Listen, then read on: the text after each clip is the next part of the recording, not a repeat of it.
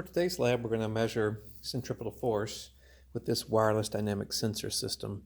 It's a Bluetooth device that is connected directly to the LogoPro interface, but it's not connected with any wires. It's connected wirelessly through Bluetooth. The idea here is that this measures, among other things, force. And so as I've got a piece of mass here that can move back and forth, and as that mass is spun, it's going to try to move in a straight line, which will sling it outwards. And it's going to pull on this little hook. And as you see here, as I'm pushing away, as I'm pushing that out, you can see the force get bigger. And then when it comes back to zero, you can see the force go almost back to zero. And so in this way, if I spin it, you see here the force will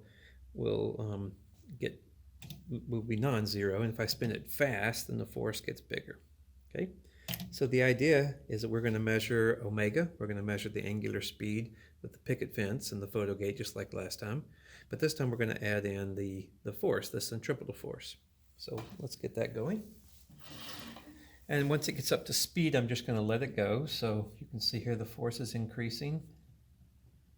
Okay, pretty good force. And now I start collecting. And it's collecting the angular velocity and the force at the same time. It's collecting many more force data points than angular velocity data points. That's just because of the nature of the system.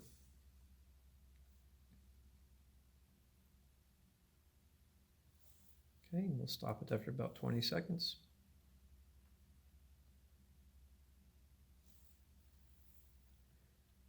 I'll export this data into Excel and get it into a format that you can use. You can see here that the forces and the omegas do not line up. So what I'll do is I'll average these omegas for each force. I'll average the omegas above and below for each force, and then tidy up the data table for you.